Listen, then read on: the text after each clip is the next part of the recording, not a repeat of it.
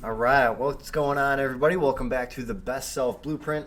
So, as you all know, the mission of this podcast is to bring on people with the knowledge, insights, and experiences as to how to push yourself into becoming a better version of you in all areas of life. This is a face you should all recognize by now. Justin Plez coming back on. What's up, you guys? I am back with the great Trevor. Da-da-da. Pow. So this conversation's been a long time coming. I officially now work at a gym that Justin is the part owner of. We have very similar mentalities, not just about health and fitness, but about life and the pursuit of evolution, the pursuit of growth, and the pursuit of impact. But one thing I wanted to start by talking about, it's a little more light, and then we'll dive into the deeper stuff. But I reminded you of the story of the story of dance in your history of your life, and kind of the analogy of just living in your truth and not worrying about judgment of other people. So if you could kind of give people the backstory on that, I think it's a really good lesson. Yeah, so in one of our previous podcasts, I brought up the fact that once upon a time I had a phobia of dancing around people. It was one of my big insecurities, and it came from, in my opinion, it came from me going to MPS school and all my friends being incredible dancers, and me being the token white guy at this school who tried to fit in and dance. And it's, again, at that age, if you can't dance, people are going to let you know, and that did something to me mentally, and it was fascinating because it owned me in a lot of social interactions when I was in my early 20s, going out to bars and, some of these house parties and stuff. Anytime dancing would be happening, I would feel my heart rate going, and I'd feel this deep insecurity. And it tainted a lot of those experiences. I remember feeling this deep sense of almost envy of people who could just let loose, get on the dance floor, and just look like they had a good time. And it was so alien to me, that idea that was even possible. And I had friends that would show me how to dance, and they would show me the moves, and I would kind of understand it. But then as soon as the situation came up, I would get so awkward and robotic and unnatural. And I didn't have the insight at that time to understand what was going on. And as I got older, and over the last probably 4 or 5 years, I met my significant other, Kat, my fiance. She was this free spirit, and early on we ended up going to a wedding and of one of the members here, and it was the first time I just decided, you know what, I don't care. And she kind of said that to me, and it made sense. And I went out there, and we just acted like fools, and it was hilarious, and we laughed hysterically, and it's like nobody else mattered. And in that moment, I understood why and how these people were able to experience that. And it was because, again, I let go of that self-judgment, that criticism within myself, that noise.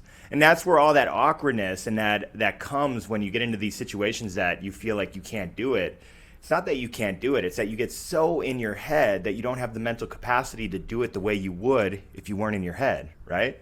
So all that awkwardness and that clumsiness and that tension and stuff comes from being really critical of yourself and worrying too much what other people think. And as soon as you can get around that, which I do think comes with age and maturity, some people take longer than others, but as soon as you get around that, you can really just be comfortable with who you are. All the greatest of life experiences are available to you. But until you do, everything's tainted with a little bit of that criticism, and you don't get to experience the truth of it. So Yeah, man, that was something I chased for the longest time. Was I would do things because I thought I would be perceived as cool or exciting. Because as we've talked about, one of my what I call the big questions, as you've all heard me talk about, one of them is I want to do a lot of cool shit. Yeah. But for me, I was thinking of, okay, what are other people going to perceive as cool or badass or exciting? And then every time I would do something, there was just this hole in it. It would still feel good. I still felt accomplished, but there was a hole, and it was because it wasn't what I truly wanted to do. It wasn't what was lighting me on fire. And so when I, through a lot of time, effort, education, mentorship, all that, flipped the switch to focusing on what lit me up, that was when now all of these accomplishments really felt whole, and you can cross that finish line of that accomplishment or that cultivation of new habit, and you can just sit there and just appreciate it entirely, because it's you stepping into your power. Yeah, and that's a big piece of why I have so much respect for you, because at your age you're so ahead of the curve. You know, it absolutely took me until my mid-late 20s to fully step into this. And I feel like fully even is an exaggeration. I feel like there's always another level of it. It's not, even at this point with how secure I am with myself, there's still those moments that, you know, it's still in there somewhere. It's just so small compared to what it is, it doesn't affect it.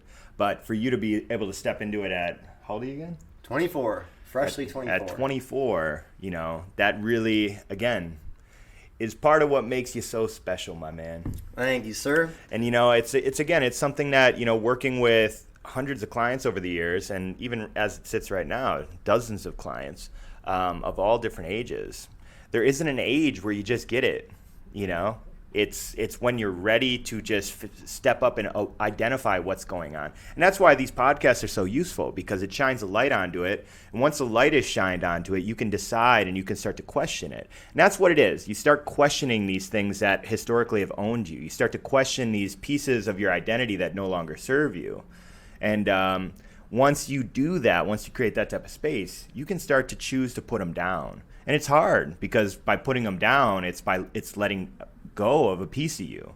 But having that insight to see that that particular piece of you doesn't serve you and isn't going to give you the life that you want, that's what gives you that kind of drive and that ability to put it down, even though it's challenging and scary. So that's actually something I wanted to talk about, so we'll bring it up right now. But when that light is shined on whatever inadequacies you have or imperfections that you want to change, there are a lot of people, I would say the vast majority of people, when that spotlight is put on it, they scurry back into the shadow because they don't want to see it. They'd rather just forget about it than acknowledge that it's there. As someone who's worked with people a lot, not just on the fitness side, there's plenty of that in fitness, but on the life coaching side of things, is it that it's the ego and they're so comfortable in who they are, even if it's hurting them, that they just like shimmy back into their identity based on ego? Or is it more based on fear? It's all intertwined. Yeah. It's all intertwined. You know, the ego creates fear. Fear is one of its greatest weapons, you know, and our mind and our ability to justify our behavior and our bad behavior and our bad habits is incredible. Like, we know things intrinsically are not good for us, but we still will do them. And we'll justify why we are doing them. And it's a pattern in every human, you know? And it just, like I said, I think everybody has to reach a tipping point where that pain and that the pressure that is being put on them by life, and the fact that life levels up on everybody. And once that pressure gets to be high enough and the pain gets high enough, most people have to change. And unfortunately, most people wait for that to change. It is hard to change before you're ready, you know? And yeah, it's just that, man. The ego is a whole nother topic we can dive into that always fascinated me. And it's what makes us slaves to our minds, you know? The life that you live is going to be a life of freedom. And the only way to get true freedom is to kind of become more detached from the identity that you've created, which is at the core of what the ego is, you know? Yeah. Also, there is this concept, a guy named Tom Bilyeu. If you like podcasts, go listen to Impact Theory. Amazing show. Love that he guy. talks about it's okay to have that identity as long as that identity is anti-fragile. So the more it gets attacked, the stronger it gets.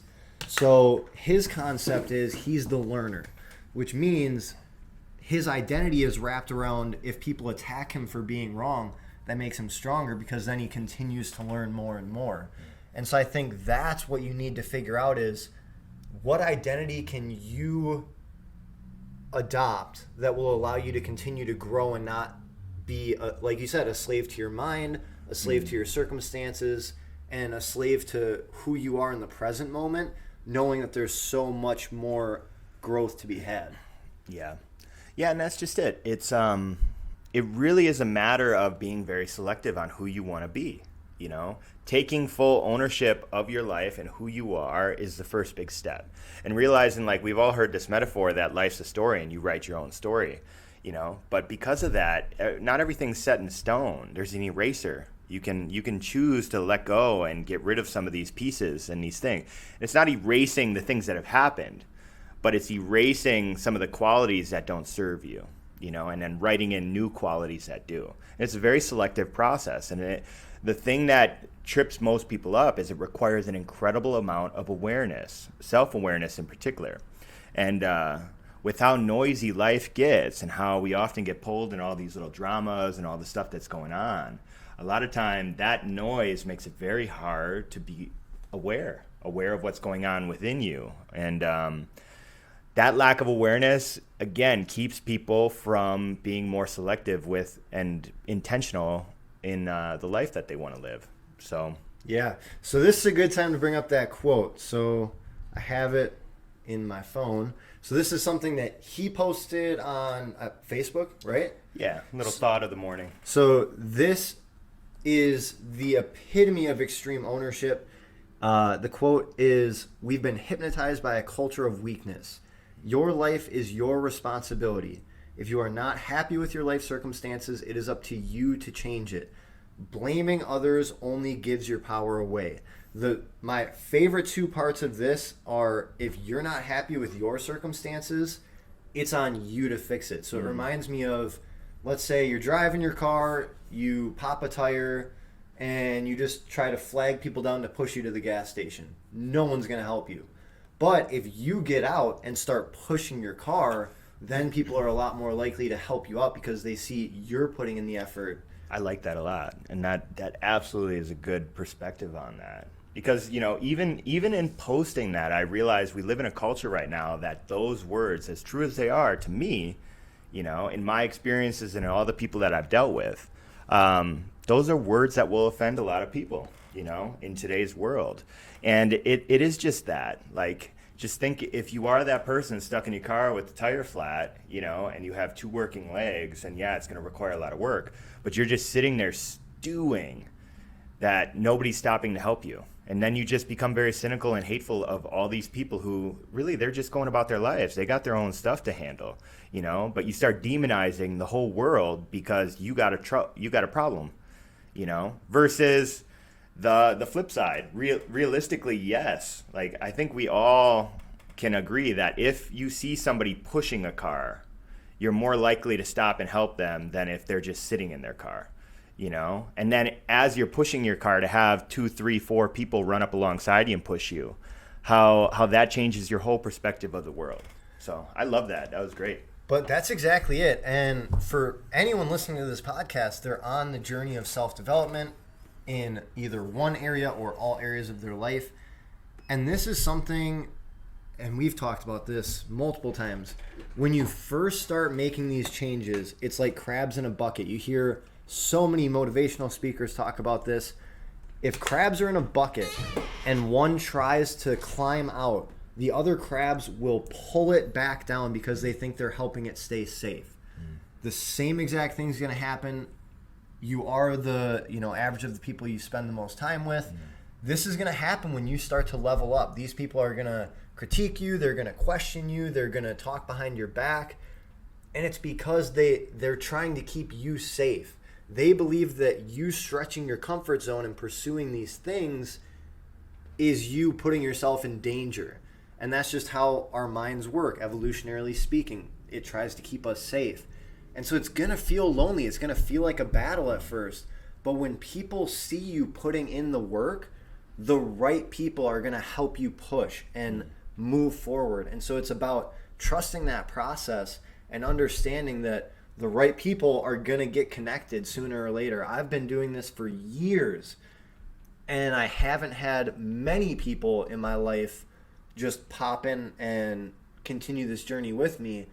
But now that I've really proven it doesn't matter what people say to me behind my back, how they help or not help, I'm gonna do this by myself. I'm gonna push that car.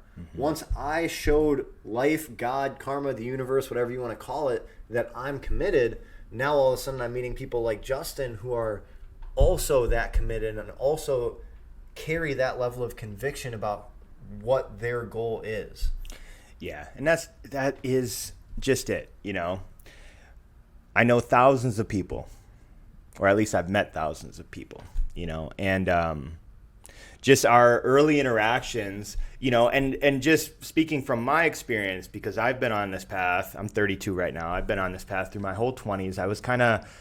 I kind of alienated myself in my early mid-20s, especially just because I realized the path that a lot of my friends were on was not the path that was going to take me to my best life.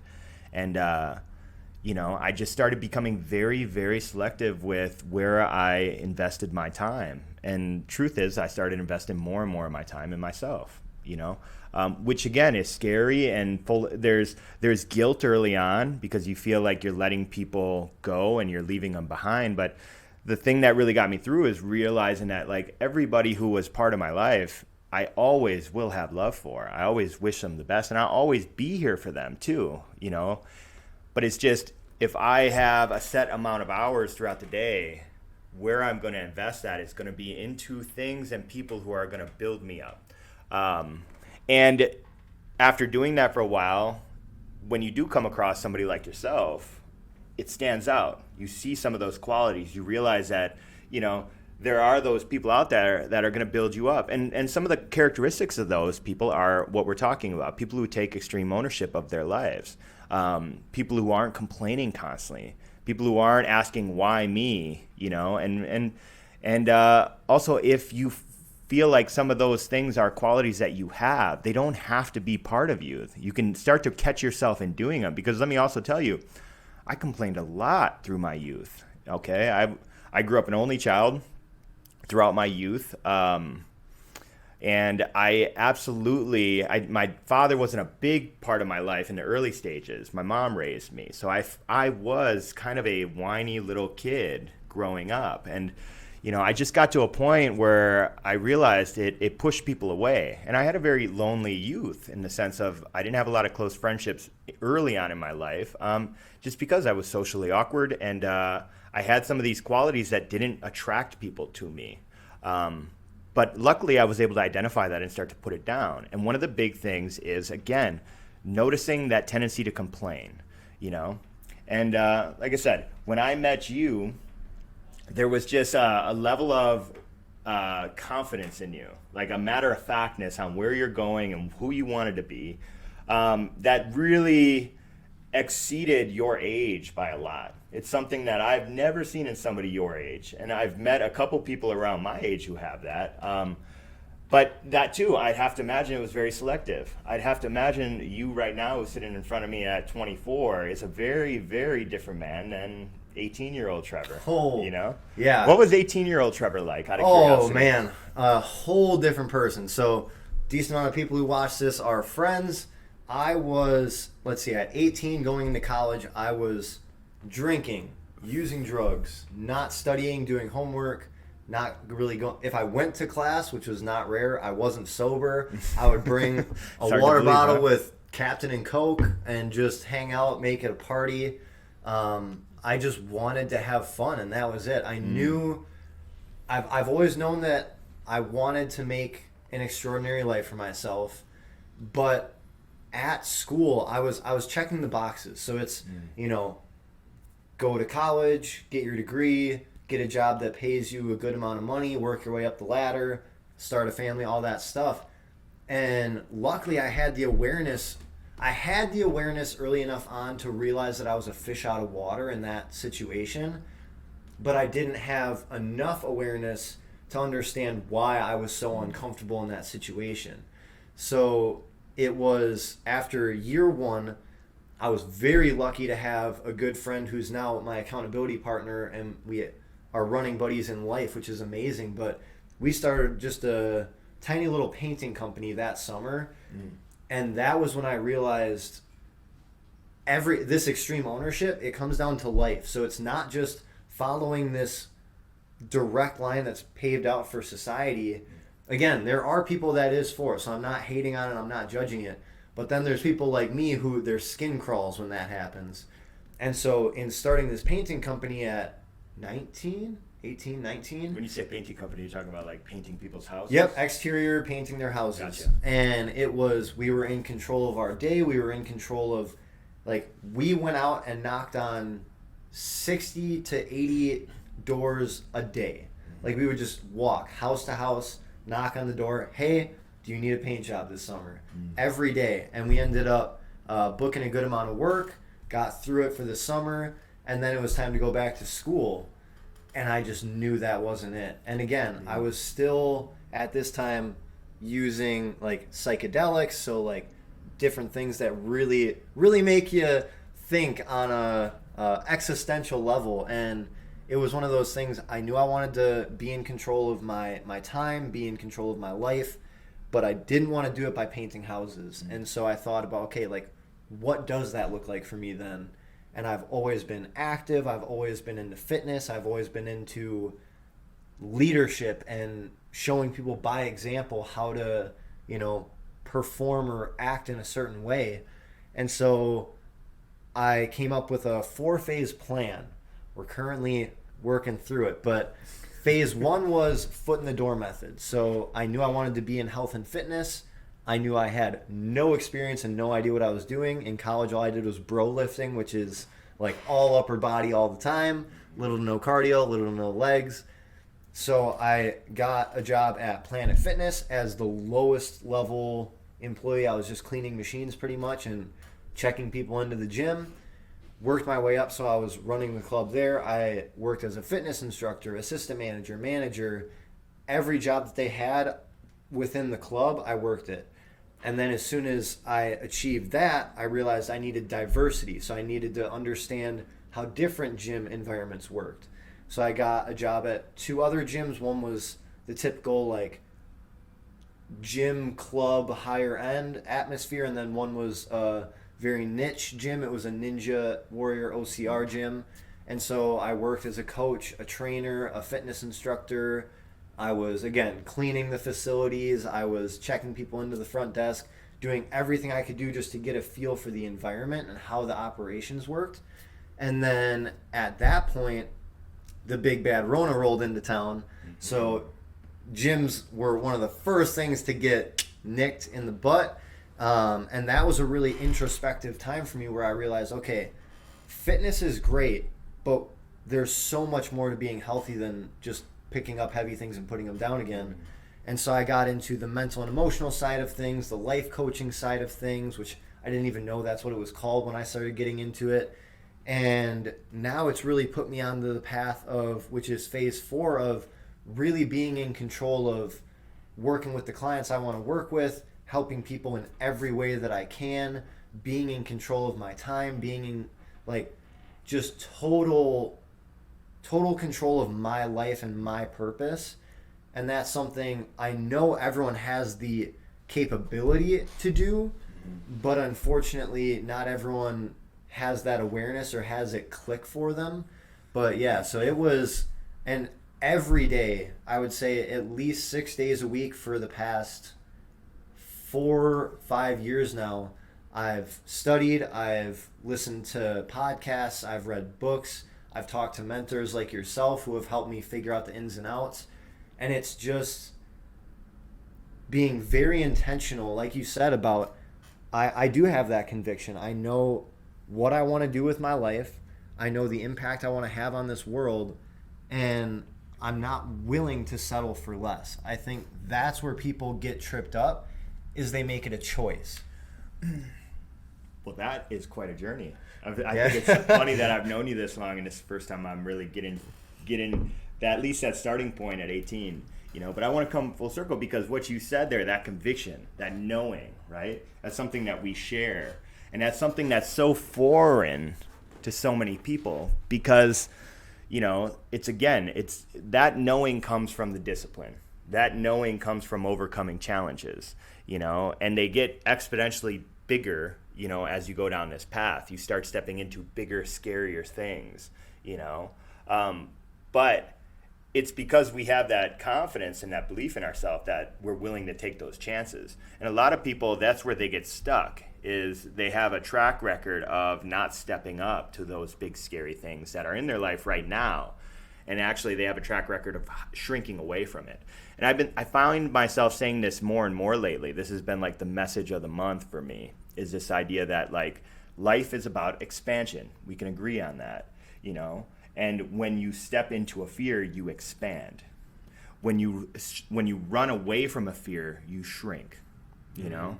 So, you know, hiding from fear is death to me, you know? And I find that if you listen, you hear a lot of successful people saying the same thing. And if you look around, you start to see this. You start to see this thing of people who have chronic anxiety, people who have a lot of depression.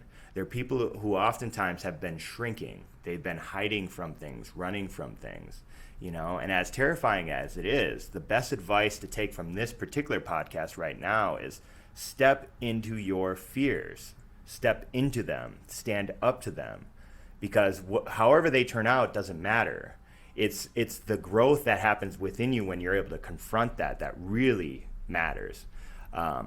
And I think that's where all the internal confidence comes from, is this track record of knowing that you've stood in front of these things in the past that scared the shit out of you, and you did it anyways. And now you know you can do that again and again. You just rinse and repeat, right? Yes. Oh, snap. All right. So that's one of two pieces of it, at least for me in my head. And let me know what you think of this. But the first part is, yeah, like you need to be willing to step up to the plate. It's like if you were playing baseball and you stepped up to the plate and you got beamed with a pitch, are you just never going to go bat again? Heck no, you still want to step up and hit that homer. It's the same thing in life. Like, there was a point in time that taught you to fear stepping up to the plate in life. The second component of this to me is understanding I've gotten beat down so many times. I've fallen on my face, I've fallen on my back, I've fallen every direction a person can fall. But I get up. That is why I have the confidence to do it. It's not, I'm confident I'm never going to fail. I fail probably on a daily basis, but... The willingness to fail, right? Exactly. The willingness to fail is really the secret ingredient in it. You know, it is not the massive successes. It is literally a willingness to fail and know that it's not going to kill you, you know? And that right there, what you just hit on, is what I really want to highlight.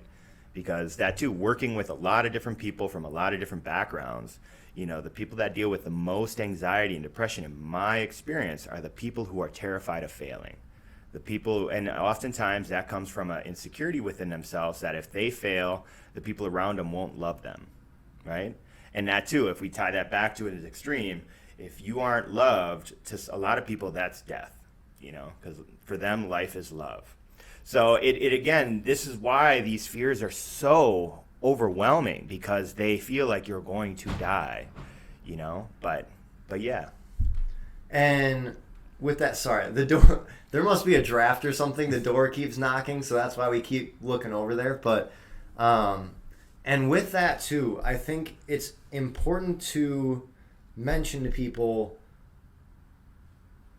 let's see, where was I going with this? That just totally threw me off. Oh, all right. So we talk about like stepping into your fear. We talk about the discipline of stepping up to the plate even when you get knocked down, you get beamed in the face, all that fun stuff that no one wants to go through. If that does freak you out, start small. Yeah. Try to fail every single day. Like, do something, whether it's in the gym, whether it's, you know, if you're in sales, calling a client you think there's no way you'll be able to get, but if you did, it would be the biggest sale you could ever make. Just doing things that you know aren't going to kill you. If anything, they're going to hurt your pride for about 5 minutes and then you'll forget about it by tomorrow morning. But going out and doing something that's beyond what you believe is your limit, because in doing that, that's where you expand. Like we talk about growing into something, you have to set that distance, you have to set that parameter and then grow into it. Otherwise, you're just going to stay in your little bubble. And that bubble gets smaller as you get older. It's not like you get to keep that space. It shrinks. It shrinks and it shrinks. And then This is again, this is not where you want to go. And you still got time. If you're breathing, you still got time to start to push those walls out and expand it a little bit more. But yeah, we're talking about the same thing. You know, this whole conversation has really talked about the same thing, of just being authentic to yourself, not caring so much what other people think, and starting to put down these things that don't serve you anymore. And like I said, the common thing when I talk to people where they get hung up is talking about how they've done this in the past and they failed. They've done it. This is a story they tell themselves, especially with weight loss. You know, they're afraid to start again because they've done it before and they failed. And that story is so disempowering. You know, instead of seeing it as what I would kind of spin it as you tried it before and you got data. You learned something. There was stuff that worked in there. There was stuff that didn't. You know, now it's time to go at it again with a little more wisdom and a little more insight and a little more maturity and try again, you know, which is much more empowering. All life gives you is data, you know, constantly. Positive feedback, negative feedback, but it doesn't as itself give you a label. You're not labeled a failure, okay? Society may do that sometimes. Some of the people around you may do that, but most of the time it's not even that. Most of the time it's you labeling yourself. And that again, that disempowering story keeps you from believing in yourself, keeps you from putting yourself in situations to expand and grow. And again, creates this shrinking down of your life, your identity, your world until you got nothing. So absolutely. I want to, just because this is making me think of kind of like the yin and yang of the situation, because we're talking about kind of like focusing on the positives, focusing on the growth, but inherently there is a yang to the yin, there is a dark to the light, and it's an understanding that every single human being has what's called a shadow self. There's like this dark side. It gets talked about in a lot of books that are, you know, cultivating like a winning mindset. It talks about owning your dark side and understanding that you are not just this eternal ball of light that's only positive and only thinks positive thoughts. You have those, whether you call them inner demons or, you know, like mental roommates, whatever, skeletons in the closet. There is this shadow self, and there are useful parts to that. So yes, for I would say 80% of the time, and I'm curious what you have to say about this, but this is my perspective on it. 80% of the time, you should be coming from love, kindness, generosity, just compassion.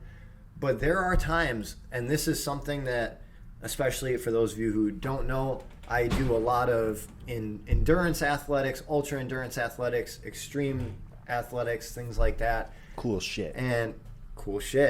And my version of it now. But in doing those things, I tap into that dark side. I tap into that animalistic aggression that will push me further than, you know, upbeat, happy little Trevor is going to push me. There is that kind of untapped level between 80 and 100% to me that sometimes requires tapping into those inner demons, those skeletons in the closet, and using it in a way that's going to motivate you. So that's an important piece of this, is you need to be able to control those. It's like riding like a black stallion horse. Those suckers are going to buck you off if you don't have control. So it's understanding you can only run so fast. If you're on a stallion and you can control it, you're going to fly. But you need to know when to hop on the horse and how to control it. Yeah, man.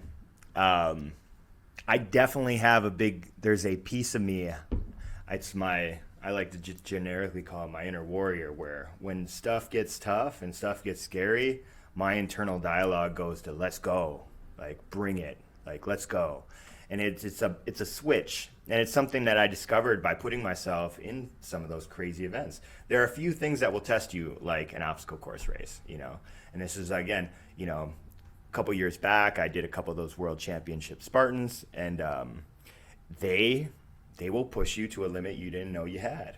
And you'll learn stuff about yourself in that. Now, I will say what I learned, and I had learned it prior, but it just got reawakened, was, when you're deep into that, there is no turning around. There is no quitting. What are you going to say? Like, can somebody give me a ride back to the finish line? Like, I mean, I guess you can, but you're not going to. So you just kind of get it in your mind, or at least I got it in my mind, like, let's go.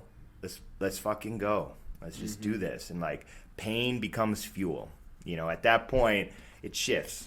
Your fuel source kind of shifts over. And even boxing in my early 20s, and getting in, and I wasn't a troublemaker by any means. I really like to avoid conflict, but I like studying different fighting styles, and I'd get into some wars with my neighbor who was a Golden Glove boxer, and he was way better than me, and there's something to be said when you're in the fourth round, when you're going 3 minutes rounds, and you are just gassed. There is nothing left. And a switch will happen a lot of times, at least for me, of like, okay, let's go. This willingness to go to death, even though realistically you're not going to die, that willingness to go there is something that you need to uncover, And I don't want to say that it is in everyone. I think it is in everyone, but I don't know. I don't know if it is in everyone. I think it's something that can be cultivated in anybody, but I think it really takes special circumstances to bring that out. But once you get that, you have this level of confidence within yourself. And once you've gone to war a couple times in different life situations, that serves as a ground where no matter how hard you get knocked down, you got this floor you land on, and you can you don't fall through. You don't just shrink indefinitely, so. Yeah, so I believe it is a muscle. And that's so in running boot camps in the morning, I always finish with some type of burnout or finisher. And it's in that moment where I know when people are going to start to get fatigued. I've gone through the workouts myself. I've seen enough people go through these series of exercises to know when does that lactic acid start to build up, when do you start to, slouch a little bit. And that's when I yell, mental muscle. We're building your mental muscle. I know you're fatigued. I know you're tired. I know you want to stop. Build the mental muscle. It is another tool in the arsenal. It is one of the most powerful tools in the arsenal if you're someone who really wants to see what your limits are. And again, like you said, there's varying levels. There are people who you say that and you can see them kind of shrink away from the challenge. And then there's people you say that and it's like you literally lit a fire under their tush. Like they just kick it up a notch when they thought they were going to be done. But hearing that, like, game on, or like you said, like the inner warrior is just like woken up, and it gives me goosebumps just to think about it. But it's like, okay, this is go time. And I like what you said about, like, especially with obstacle course racing, I mean, you quite literally don't have an option unless you really get like seriously injured and then someone will cart you off. But otherwise, like, you're out on the course, you got to get back somehow. And so a good example of this is last year, kind of my big task was a 100 obstacle marathon. And we, as a team, went and we kind of partnered off with people who were similar paces to us. And so me and the guy I was running with, remember, 26.2 miles. So this was maybe mile 13 or 14, and I injured my quad. So for those of you who do not know, the quad is pretty important when it comes to running. It's that big muscle in the top front of your leg. And I injured it. It was kind of a two-part thing where we were pulling an Atlas stone, so a big cement ball, and I stepped weird in the grass and felt a shock. And then not even 5 minutes later, we were running downhill, and it just gave out, and I went down. And it was one of those things where this was a multiple lap race. And so at the end of the lap, he's like, hey, are you done? I'm like, I started this. I'm finishing the race. I don't care if I have to crawl to finish the race, because I already locked into that, like, I'm not stopping. Yep. You can cart me off if need be, but I'm not stopping. And so it was one of those things where this extra level takes over. Now, this was extreme. I don't recommend this for everybody, but it was one of those things where it was my big thing for the year, and I wasn't going to stop. And that right there is that decision to keep going, which some people would argue was a poor decision for your health and all that. But that decision, you're here, you're walking, you're capable, you're able to do all these things, and that will stand out forever as something you can fall back on. Yeah. As like, listen, I was in so much pain, and I chose to keep moving forward. I chose not to quit. And those are those decisions that we can make at any point in our life. And this is a physical challenge, okay? But we can do this mentally too, and emotionally. In a job, you can be damaged in that job and feel like, your morale has been corroded, and you can choose to quit or you can choose to step up. And sometimes quitting is a good decision, okay? But sometimes it is just a matter of doubling down, checking your attitude, and owning where you're at. But it's those things, and they come in all sorts of different shapes and like stories. And one that I'll share with you is, it was an obstacle course race. We were getting ready. It was a huge hype at this gym. It was going to be a full tough mudder.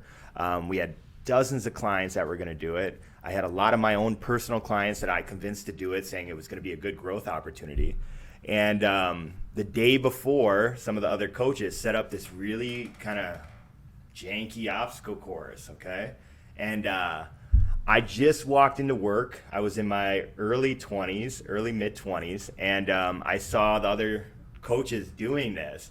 And at the time, I had something going on with my heel already, so I had these inserts into my shoes, and they already were high, like big padded Nike shoes. So I had these very, like, I didn't understand feet at that time.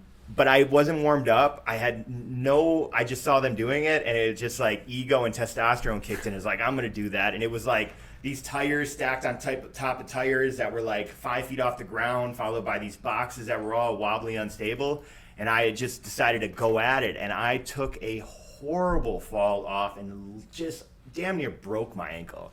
It was probably one of the worst strains I've ever had in my ankle by far. And this was the day before that mudder. Oh. This was the day before. And then the reality started sinking in, like, oh my God, like, I'm going to disappoint all my clients. Like, they are doing this because I'm going to be by their side. And then I had this moment of just like, and I mean, it was throbbing. Like, it was so bad, I could have went into a hospital with it. But there was like, okay, there was another thought of, okay, there's a lesson to be taught here. And this is easier to do when you're in your early 20s and you think you're invincible. I think it's like we were talking about when we came in here. There's a different, I guess, mentality and respect for your body that comes as you get older. But then I decided I was going to do it. And one of the other coaches brought in this like ankle brace that he used to have in football, these two rails that went up the side. And I literally duct taped my entire foot, so that it was literally locked into this position. And I got there and it was still painful, and I was like, well, I can use this. And we did it. And I think it was 11-mile obstacle course. Wow. Through the mud, all that stuff. Now, I made it through. And that really was crazy. That was crazy. Now, the repercussions of not being able to actually use your leg like a leg or your ankle like an ankle Yeah. had a lot of, like, for weeks after that. I mean, my calf, my knee, my hip on that side, my back was kind of tight and stuff, but it all recovered. And, at the end of the day, you can take two perspectives on that. Part of me today, if I was to see that happen, I would say, do not do that. But the truth of the matter is, me deciding to do that really created another piece of my puzzle. It reinforced this identity that I can get through anything, no matter the challenge. So it's just that when something comes into your life that looks like it's going to wreck you, and you have two options to either give up or push forward. Push forward. Most of the time, pushing forward is the right call. Not all the time. There are some situations where, changing course is going to be a better path. But I'd say for a lot of people, just to prove to yourself what you're made of, step into that fear, step into that challenge and own it. And without expectations of outcome. The act of stepping up is the growth, right? Yeah, that's a big part of it. And just understanding that it is going to be tough. I think that's where, unfortunately, nowadays, that's where I totally agree. And you know what? Like, some people, if you take offense to this, I hate to say it, but you're probably one of these people. That is the problem with, like, instant gratification and having things so easily accessible for so many of us. Like, if you're watching this, you probably have a laptop or a phone, which means you probably have food in the fridge, roof over your head, car to drive places you want to go, a lot of extra stuff. But with that convenience, like, we can very easily get soft in a lot of different ways. And so it's important, like, again, we're fitness people, so our analogies are often going to revolve around fitness, but this can be like, if like intimacy freaks you out, write someone an appreciation letter. I literally just gave him before this an appreciation letter. We practice the stuff we preach. But if intimacy is an issue, get intimate with someone. If like money, if giving away money is an issue, obviously budget it out, but just give $20 to a charity. Do stuff that will push you out of your comfort zone that actually benefits you. Now, like, just eating like a spoonful of mayo for no reason because it's uncomfortable, that might not be the way to go. But doing things that will allow you to grow as a person is exactly what this whole podcast is about. And again, this idea of expansion, okay? Your fear, your discomfort is your wall, okay? And like we've been talking about and using that metaphor, things shrink when you don't push on them, okay? The walls come closing in as you get older, you know? But if you're willing to continuously step up to these walls and just check them, you know, just step into them, run into them a couple times, they'll expand, they'll budge out, and you can create more space for your identity. You know, at the end of the day, we keep talking about letting go of your identity and all that. At the end of the day, you're never going to fully let go of your identity. You're constantly, it's just a matter of reshaping that and being more intentional with your identity, you know? And that's just it. All these fears, all these things that make you uncomfortable, that have kept you in this box, you know, just decide enough is enough. Let's see why they exist. Are they as scary as I think they are? And they almost never are. They're almost never as scary as you think they are, as what you make them out to be. 100%. All right. We've talked a lot about this. If you don't have it by now, like, just rewind and listen again. We talked about it for, I don't know, over a half hour probably. Yeah. 40. Step out of your comfort zone in as many areas as you need to, as many times as you need to. Just do it. Like, I'll leave it at that. But I think a good first step for people is understanding, like, you know this very well. You've taught a lot of people about this, the Triad. That's in my opinion, that's the best first step, is understanding what the Triad is and how to leverage it. So if you could just run people through, like, what is the Triad, the concept of it. And the Triad's something I got from Tony Robbins' life coaching. And basically it's a model of your reality. It gives you kind of an idea of what creates your reality. And it consists of 3 different things. The first of which, and there could be an argument that none of these are the most important, it's kind of a moving scale, but I would still take this position of, I think the most important and the starting point is physiology. Like, understand and control your physiology. And if your physiology is garbage, your reality is probably going to be garbage. And I've been gifted with this incredible living situation where I have a roommate who I've lived with for around 4 years now. And it's been such an incredible, like, perspective to be able to take, because he's 50. When I met him, he was 40 pounds heavier, so he's lost a lot of weight.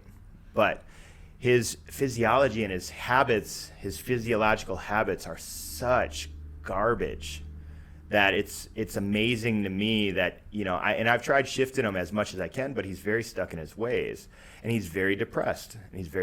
But his habits are, you know, he doesn't go to sleep very early. He sleeps late. He has no structure in his day. He eats very, very crappy food and drinks soda, you know, and I see all these red flags shooting up, and then he's depressed, and then he has no motivation to do anything or to get out of this depression, even though we have these talks, you know. And I've told him many times, it would change your life to just get up and go for a walk. You know, the idea of if you just decided to get up earlier than you normally do and just go for a walk, especially when it's nice like this, it would change your life. And that's the first big piece of this is, you know, start with your physiology. Start with the food you're eating. Start with trying to stay properly hydrated. Start with finding ways to move your body.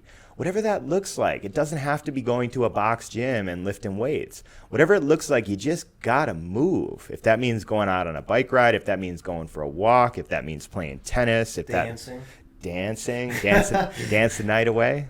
All of those things, you know, you got to find what really calls to you and then stay with it. Because, man, how are you going to have a passionate, successful life if you're in a janky, badly fueled body? It's just not going to happen. And if I could cut in real quick, too, this is a lot of the stuff that's going to set you up to feel good, but it's stuff as simple as your posture. Mm-hmm. Like, if you're breathing shallow and your shoulders are slumped down, and you talk super quiet, and your eyes are always down, you're not going to feel good. But if you puff your chest a little bit, you talk enthusiastically, you have that energy, it's going to change. Put a freaking smile on your face for 10 seconds, and you'll feel a change in your energy and your physiology. So it's little things, too. So yeah, and that's, men, and there's people who are hearing this, and I think a lot of people who watch this channel are going to be more open to that. But there's people that will hear that and say, yeah, all right, it's not that easy. It is that easy. It is that easy. Like, it's amazing. It is amazing. You can do it right now. Puff your chest out, pick your chin up, take a big breath, put a smile on your face, and try to be as sad as you were if you tuck your chin down. Like, it is right in your face. You can do this experiment with yourself. The missing piece is awareness. The missing piece is intentionality. Being aware of when you're slunched over, when your chin is tucked, when you're breathing shallow, and being intentional, choosing a different position is where it starts, you know? And then you can reinforce that and get stronger with that by working out your body and eating good food and sleeping well. But that's the first of the 3 pieces of the triad. The second piece is focus, you know? What are you focused on throughout the day? Are you focused on lack? Are you focused on fear? Are you focused on not being good enough? Are you know, those are the stories and the ideas and the things that people are dwelling on most of the day. So guess what? That's what they see. That's what they experience. They experience lack. Everywhere they look, they experience lack. Even if they have, you know, a great loving family, even if they have, you know, a nice car and a good job and good, you know, money in the bank, if their focus is on what they don't have, and again, I use my roommate for example, the guy is very financially successful. He has multiple really nice cars, a big house, but he went through a divorce a while back, and his whole focus in his life is that he's alone, that he doesn't have somebody, you know? So his focus is on lack, even though he has a healthy son. His reality is tainted by this feeling of not having someone, you know? And that's poisonous. That's poisonous. And these all play into each other, because when you're focused on lack, you don't feel like doing anything, you know? And then you go down, yeah. And you go down, you know? And then eventually you spend so much time in there, you become that person who can't come out of this position. Yeah. You know? And, you know, it's interesting. It's interesting. And then the final one is meaning, right? Like, meaning is the thing that really will get you through anything in life. And giving yourself empowering meaning, giving situations empowering meaning is the key to being fulfilled, happy, and experience a high quality life. Because if your meaning is, this happened to me because I'm a bad person, you know, that's a very disempowering meaning. You're creating an identity of not being good, of being a bad human being. You know, what are you going to do about that? Like, yeah. You're just, you know, it reinforces this negative identity. And, you know, continuing with this pattern of, you know, my roommate, part of that meaning he gave to the divorce was that, you know, he'll always be alone. He'll never find somebody, or that's his greatest fear. And that, you know, he made some mistakes and stuff. And there's some good in that, but, you know, there's also a way to really spin everything so that it empowers you. And I think that's a muscle in itself. Getting good at being hit by something and then immediately saying, okay, where's the good? What's the positive? And it's not positive mumbo jumbo bullshit. Like, there's a lot of people who are all, I want to be happy all the time. That's not what it's about. That's not what it's about. It's just, if you want to be resilient, you need to get very good at spinning stuff into a positive light so you can do something about it. And if you don't do that, then you just get to sit there and complain and feel like, oh, woe's me, feel bad for me. Whether that's conscious or not, that's what it comes off as, you know? And then, you know, coming back full circle to what we were talking about earlier, if you want to attract quality people in your life, you need to understand quality people don't want to be around people who are complaining about everything. You know, they want to be around people who are excited about life. They want to be around people who are doing something about their challenges, you know, and they want to be around people who want to do something about their challenge, if nothing else. There's nothing wrong with talking to somebody about your challenges you're going through. But I'll tell you from my experience, I've had many talks with many people going through challenging times. And it's very apparent when you're giving somebody, when you're hearing them, and I create the space to listen to them. And then, you know, you try to give them some pointers and perspectives to get them on their path. And they are so attached to the meaning that they gave it, to the lack and all that, that there's nothing that gets through. And then they do nothing. They do nothing with that advice. You know, eventually those people don't really want to spend a lot of time, you know, working on that. So there's two things that really pop into my head when you talk about this. The first one is, like, you said it way towards the beginning of, like, if life is a blank sheet of paper, you are the writer, and what you put down is like the script of your life. I think about it very similarly. I think about like a movie. Like, are you the hero in your own movie, or are you, you know, one of the extras? And so what you just said made me think about two things in particular. One, in terms of, I guess, the law of attraction is, yeah, this would be the law of attraction. Based on the people you really want to be surrounded with, are you the person who would attract those people into your life? If the answer is no, are you willing to become that person?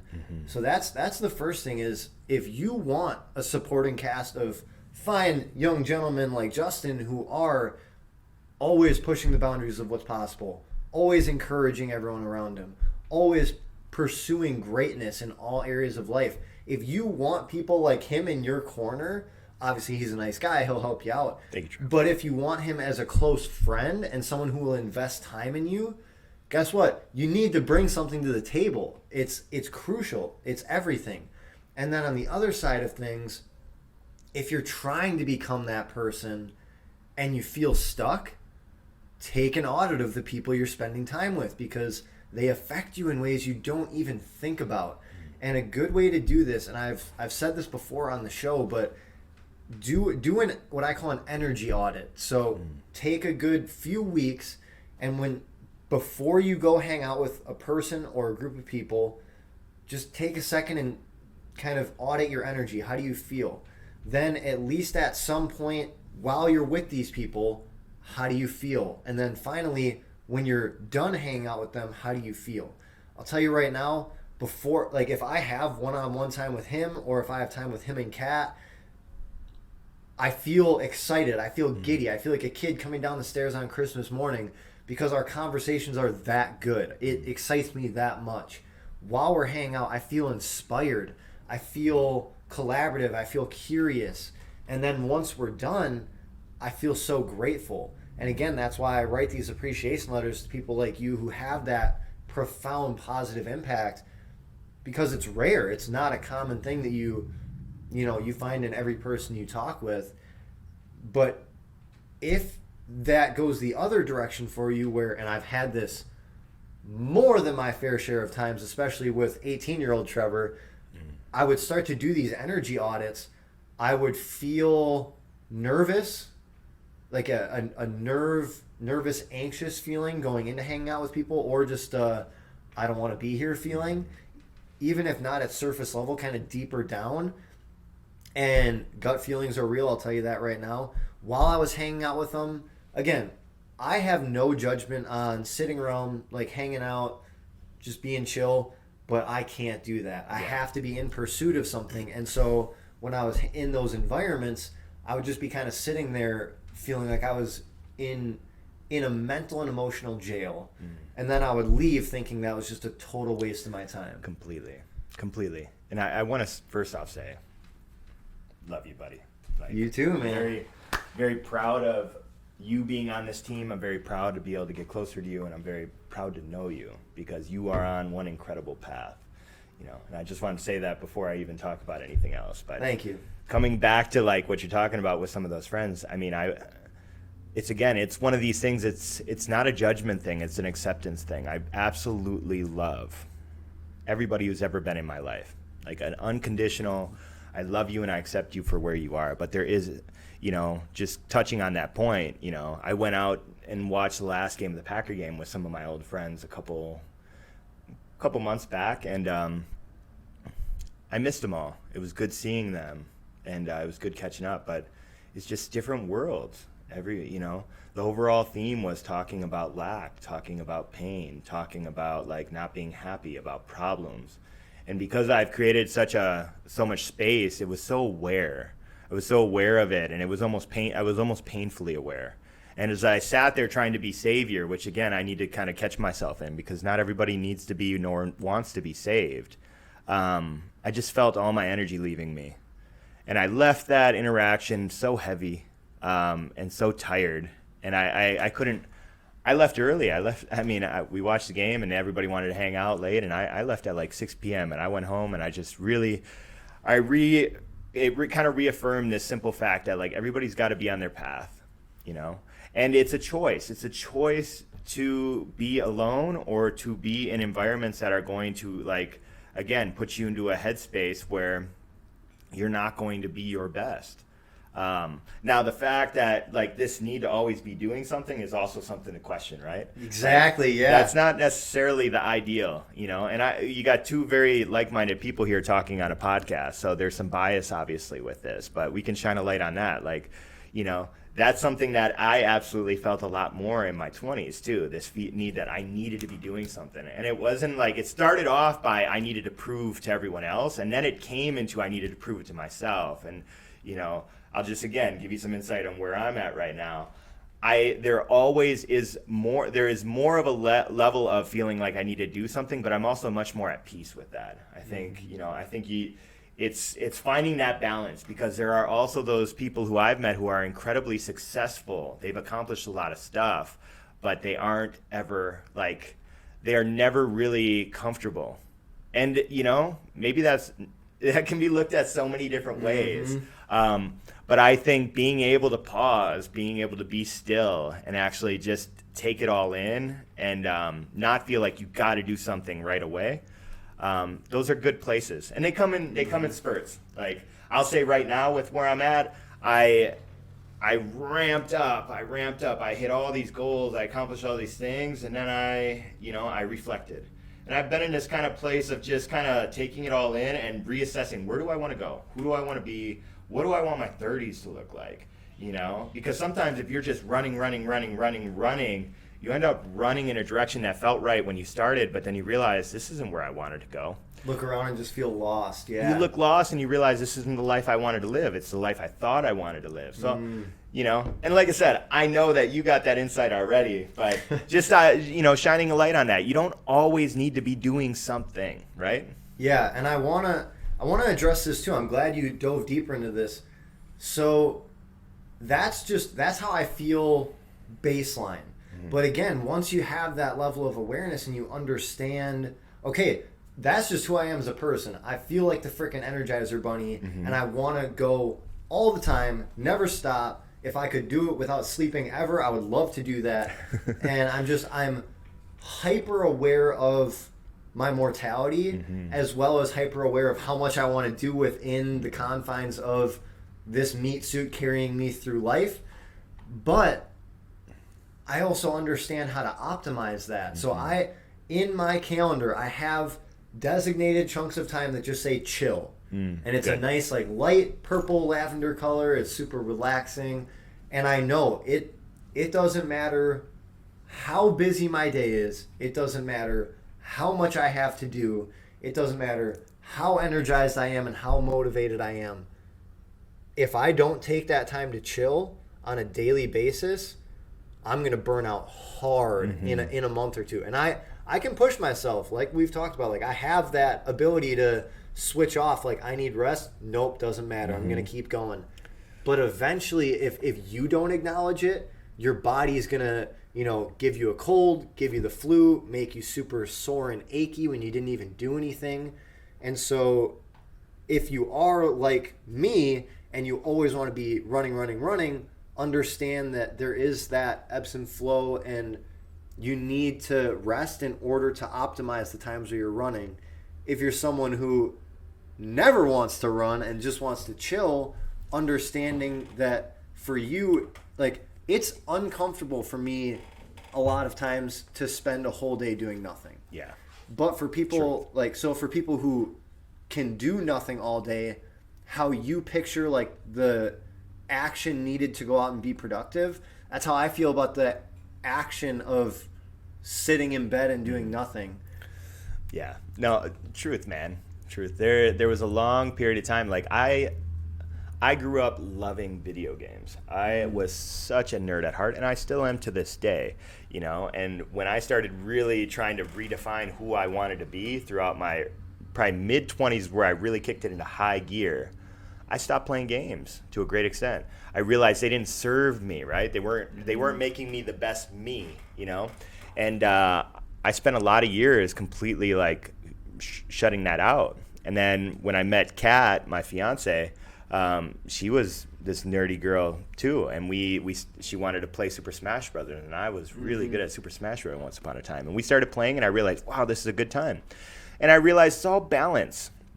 Everything serves a place. You shouldn't just start kicking things out completely 100% because they're not going to be the best thing for you, because what's best for you comes in a lot of different shades and colors, and that's very like open-ended.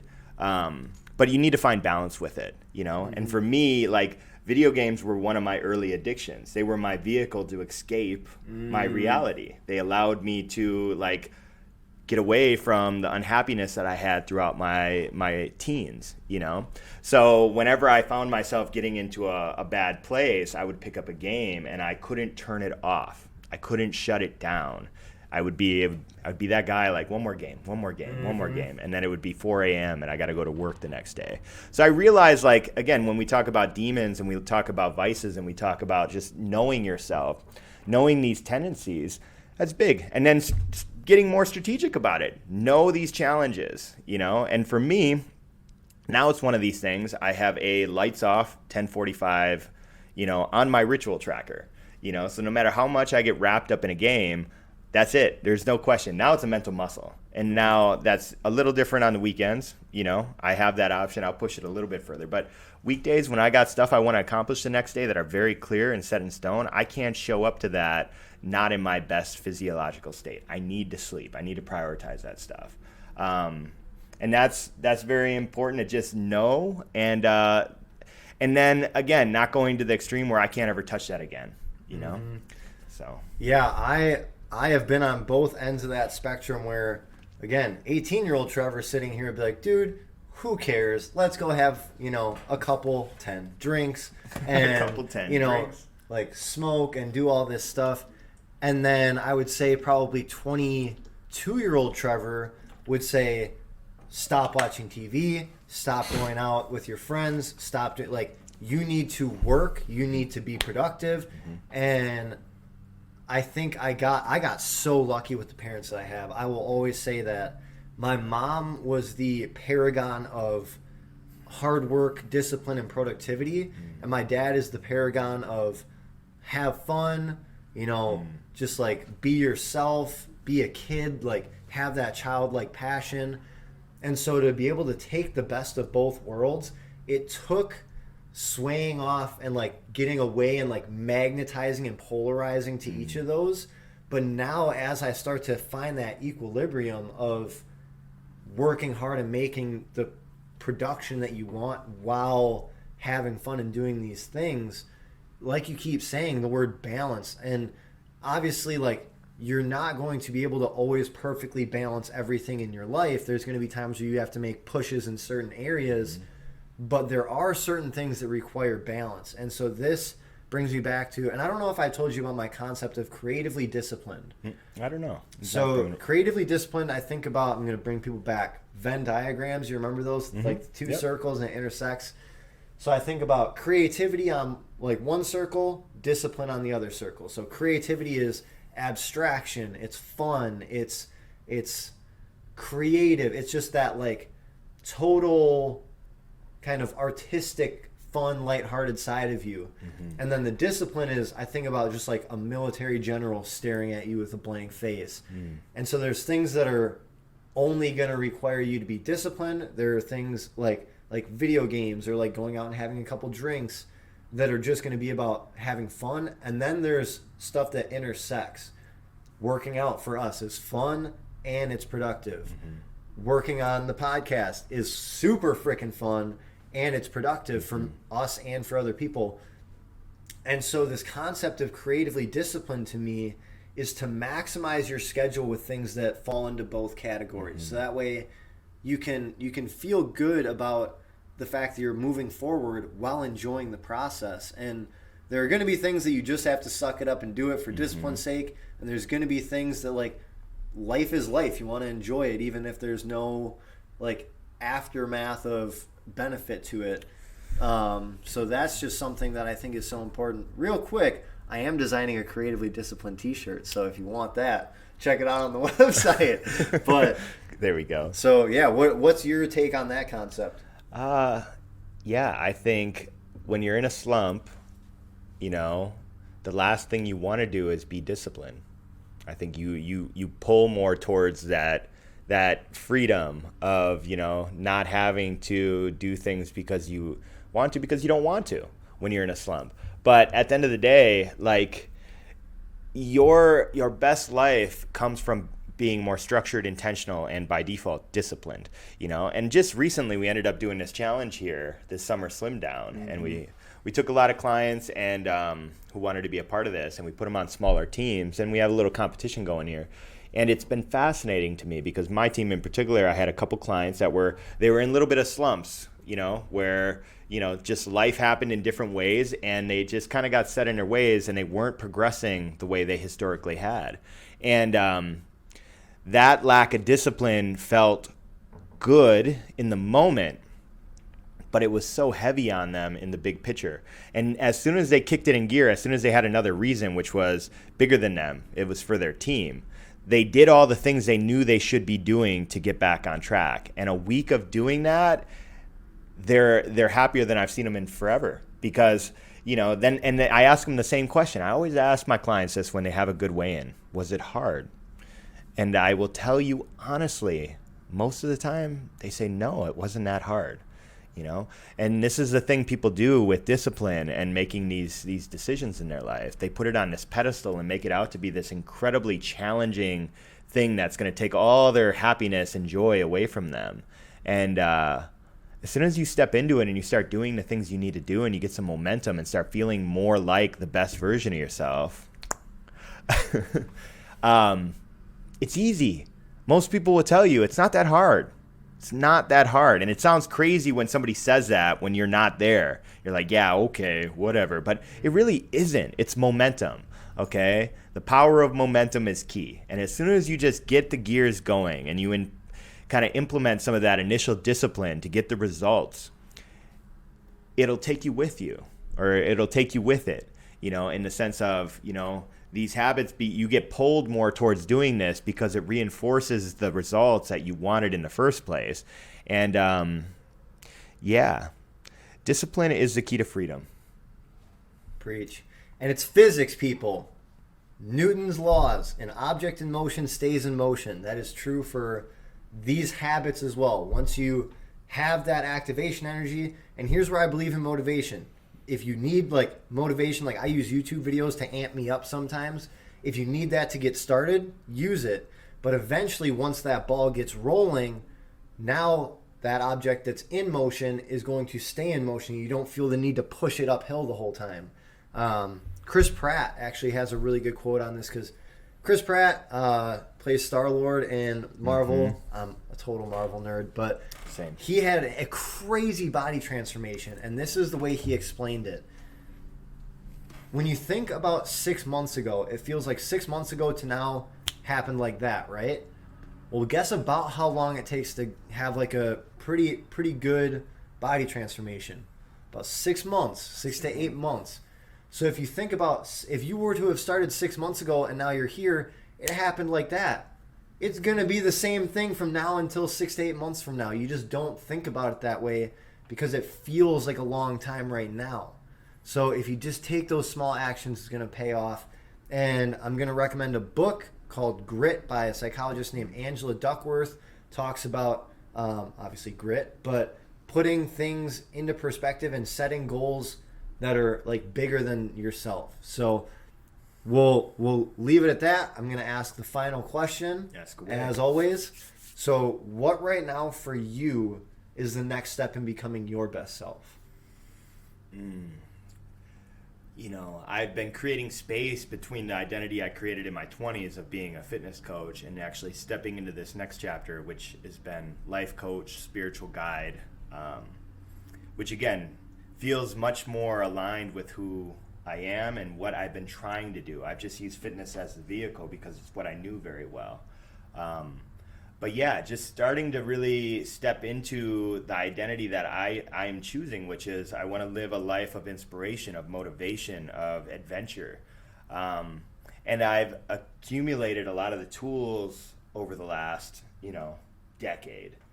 But now just, again, getting back to the adventurous side. I step out of my comfort zone very often with some of these growth things, but even traveling, me and Kat are going to go to Bali for a couple weeks next year. Like, that's a done deal. We're for sure doing that and going to live that life for a little while. And just opening that door, that idea of, like, what does that look like to actually have extended stays at some of these places? Because that really resonates with me. So more than anything, the next step is just continuing to double down and master and accumulate more of these skills to help people become their best self. And for me personally, to step back into that realm of more adventure, more unknown, more uncertainty. And yeah, what about yourself? I dig it. For me, it's a couple different things. The first one is, obviously, we talked about, I think it was, yesterday or 2 days ago, I feel the area in my life that I haven't put a lot of focus on is actual finances. So outside of work, obviously with career, I've been focused on building a client base, more clients is more money, all that. But really understanding long-term, like, what are my goals financially and breaking it down on, like, what are my projections then? Like, what should my benchmarks be in the next year, 5 years, 10 years, etc. And what's kind of the window? So how much could I miss by and still be okay? What's kind of my expectation? And then, like, really shooting for the moon. Like, what do I believe is possible? So that's the first thing. The second thing really is just increasing level of impact. I'm at a point where I know my worth as a coach. I know the example I'm setting as a human being. And now it's just understanding how I can increase the amount of eyes that I can get this information in front of. So we'll just roll through with that. We'll end it there. And going off of that point, we both want to make as big of an impact as we can and help as many people as we can. So if you've gotten to this point, I'm assuming we drew you in enough to make an impact on you. And if you know anyone else who you think this information or this talk could impact in any way, even if it's just a short clip, please, please, please share this with as many people as you can. If you have comments about anything that we talked about, especially the quote that possibly some people could take offense to, we're always open for conversations like that, or just comments you have about, your shadow self or pushing limiting beliefs, getting out of your comfort zone, anything we talked about. Like, comment, share, subscribe, all that fun stuff. But I think we will leave it at that. Thank you, as always, for joining. I'm sure we're going to do this again soon. Yes, we will. Thank you, everybody, for listening. Just continue to keep pushing. Own the day.